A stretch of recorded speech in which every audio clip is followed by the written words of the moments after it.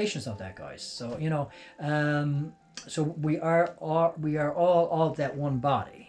So there's aspects to that it's I think the sentiments are great, and so I thought that would be a nice way to introduce the video.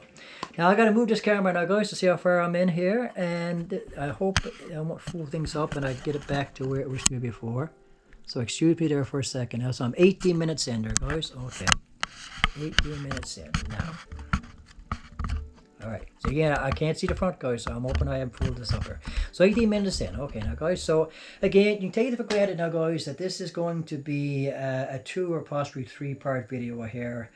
So that 18 minutes in, so that's going to be 17 minutes now, a little tack on with the next part of the video, and then kind of just continue on, sort of thing. There is no way humanly possible, guys, I can know how to make 17-minute videos, like get it right in that time frame. Unless I had a stopwatch next to me, had everything written down beforehand, knew how long it was going to take me to read it out, sort of thing, then I could kind of squeeze it into that 70-minute time frame. But where everything's all off the cuff and not edited, rough and raw, guys, I don't have the ability to do that. So I'm just going to dive in now, guys, to some of the stuff that I want to talk about here. Try to get relaxed and try to get focused there as best I can here, guys. And again, some of the problems for all of this is that just the setting all around. I've got so many things in the back of my mind, worried about people overhearing me on the street, worrying about the fellow on the back of me overhearing me, worrying about the cat getting up in my face or whatever. It's just like, I need a studio. I need some place that I can go off to do this sort of stuff desperately bad, guys, to make it all much more polished and all the rest of it. So again, the whole theme of this video here, guys, is just centered again on Israel, what is going on in Israel, everything that has been going on now for, from Monday onward, we'll say, from the release of the hostages in Israel on Monday, to basically everything that's been kind of transpiring over the past 2 or 3 days since then. So I'm going to kind of just take it from that point on here, guys, and try to get into my thoughts on the matter and my feelings and all the rest of it, sort of thing, and where I, as a passionate supporter, feel we should think about kind of like what direction we should think about going in as we progress here, guys, as we move ahead. So I found out tonight when I was searching the web, checking for responses to my other videos and all the rest of it, and responses to my responses to videos I've watched and so on and so forth. It came up in the thumbnail on the right of my screen. Brother Robinson, call him Brother Robinson all the time there, guys. Tommy Robinson. He's over in Israel right now, apparently, and he's over in Israel for a state visit, apparently enough, and that's grand. That's wonderful, guys. And so I guess he's going to get a chance to meet with Bibi. One thing you read these things, guys, but when I actually say these things, it sounds peculiar to my ears, sort of thing. Bibi, am I saying that right? Bibi? Anyway, the Prime Minister, he, I guess it was an invitation from the government, and I guess somebody's going to be taking Tommy around different spots around Israel and whatever. I'm going to check all this out, because there's a channel on YouTube that they cover stuff that mainstream media won't cover, and so they're going to cover all this for Tommy's visit now over in I'm just going to say Ireland, over in Israel, and I'll probably do a video down the road, guys, with my feelings on that. So that was interesting to view tonight. The little snippet that I saw of that about it. I think it was 8-minute video or something like that. I wish to God I could make 8-minute videos, guys, and have some substance into for that amount of time. It's just utterly impossible for me to be able to do. But anyway, where Tommy has gotten with his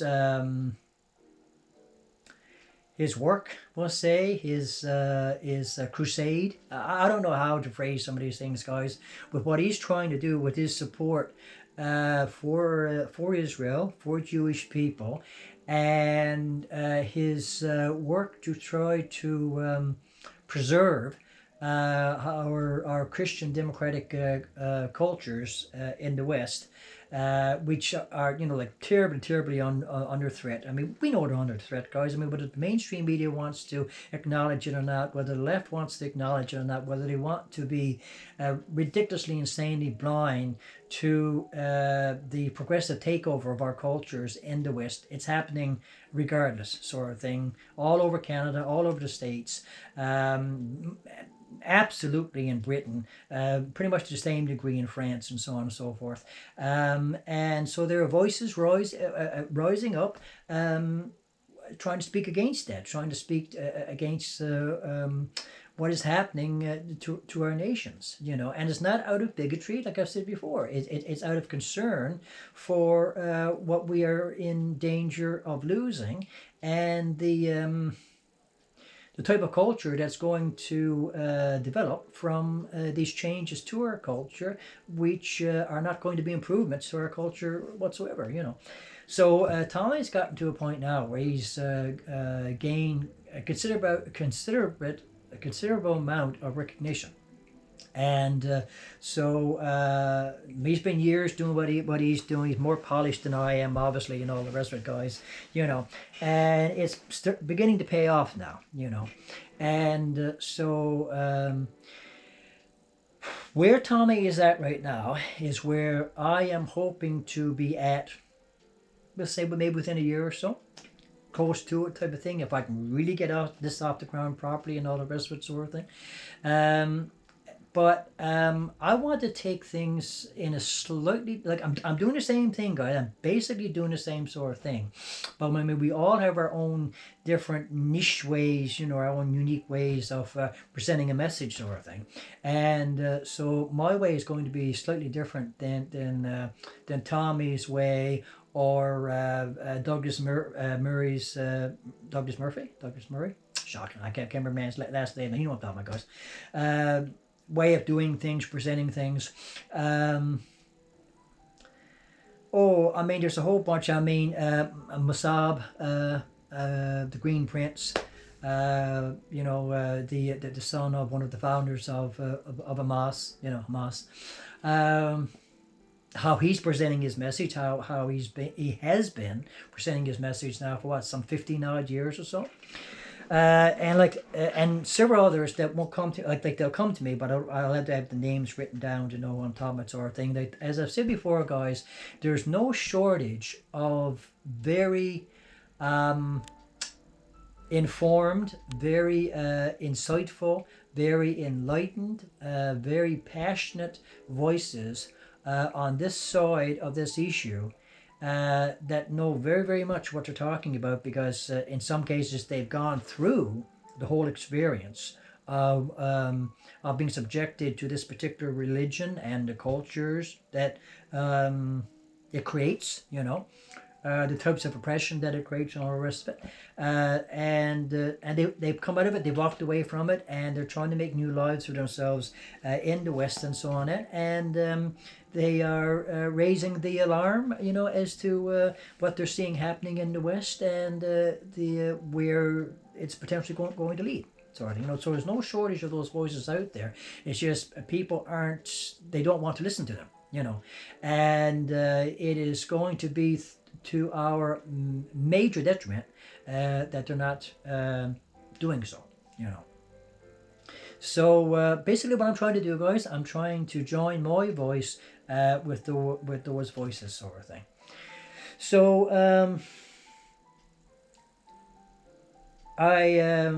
So again, my mind's all over the place here, guys. I could take this into 1,001 different directions there, sort of thing. So one of the things I want to touch on again now, guys, is this deal that was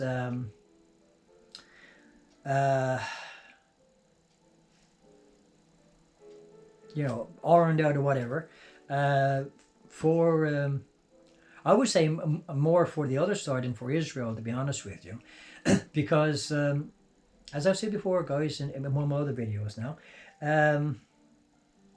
this deal is not going to be, and again, like, I don't want to act like a know-it-all. I'm not a world leader. I'm not into politics. I'm not behind the scenes of how these deals get worked out and all the rest of it, sort of thing. I'm only presenting my viewpoint here, guys, from a layman's person's perspective, and what seems to be logical and common sense to me, and what doesn't. And since I'm speaking, advocating for Israel, and at the other side, of course, I'm going to present the case for what seems to be beneficial for Israel. So so first of all, guys, there should not have been any, like, this, the way this whole thing has been working out with this how do I even call them, guys? I mean, we're labeling them a terrorist group, and that's basically what they are. For them to be making any demands at all at this point is madness. So in order to work this deal through, they made demands. And in my humble opinion, and I'm sure like the bulk of Israelis out there as well would agree with me, it was insane demands. So one of them, were all of these prisoners that Israel had been holding. And so, I mean, it's like, I don't know who half these people, I don't know when of these people are, to be honest with you guys, and what they've done, and Israel's reasons for holding them. But I mean, it's like, I have no doubt that they were justifiable reasons, sort of thing. And I saw a video where this one person was touching on some of the crimes that some of these terrorists had committed, and how they couldn't understand why they would have ever been allowed to get out of prison again. And I guess the numbers are somewhere around 2,000 or something like that, guys. And so I've been thinking over the past several days that who else in the world, guys, would agree to a deal like that? Right? I mean, I'm not wrong, am I? As weak-kneed as Canada might be in regards of our dealings with the outside world, and if the same thing were done to us, what we would expect in return and all the rest of it, I don't think even us would be happy with a deal of that nature. Britain wouldn't, France wouldn't, no country in the world, and absolutely United States, the ones that brokered this deal to a very large degree, would never in a million years agree to a deal like this themselves. But of course, Israel, where they seem to be so limited in their ability to call the shots and all the rest of it, and again, this is nothing whatsoever to do with the Prime Minister here, okay? Because I have the utmost admiration for that man, okay? So it's got nothing to do with him, and the way he probably did his level best to try to negotiate the deal. But my assumption is that Trump pushed this, figured it was a good card to play. Maybe other people advised it as well, sort of thing. And I suspect that if I was BB, I wouldn't have agreed to it myself, some release of some prisoners, to figure out which ones, but nowhere near that number, guys. And maybe a prisoner for hostage, no more than that, But no, it had to be in that insane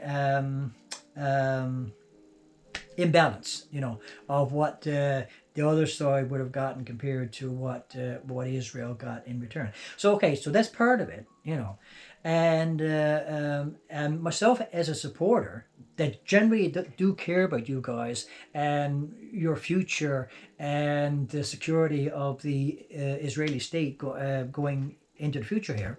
Um, it's just plain common sense, guys. I don't even have to add any more to it. Like this does not make Israel more secure. Obviously, it doesn't make Israel more secure. Now, these are more people now that Israel are going to have to worry about. Again, they'd already gotten them. Now they've been released. Now they got to worry about how they're going to retaliate against Israel again, sort of thing. And so where I get a little bit upset.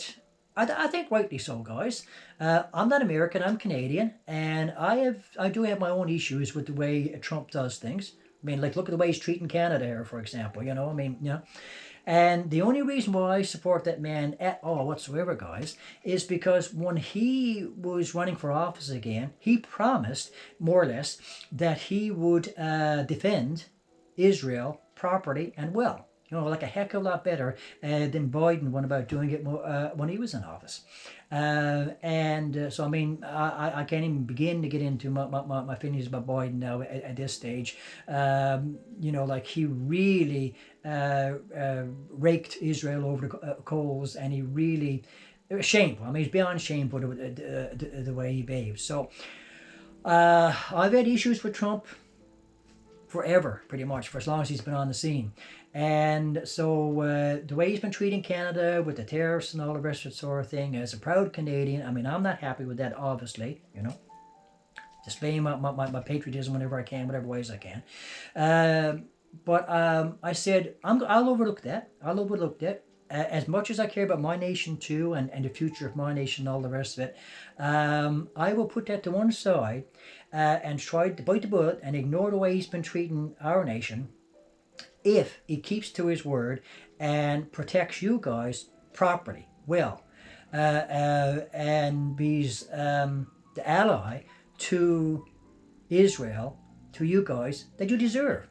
And the type of ally that you deserve is an ally that is an ally unquestioningly, pretty much for the most part. I mean, if you're going to be a proper ally to another nation, and that nation functions more or less the same way as your nation functions, the United States is a democracy, you guys are a democracy, so it's not like, Trump was getting alongside some regime that functioned differently from the United States, and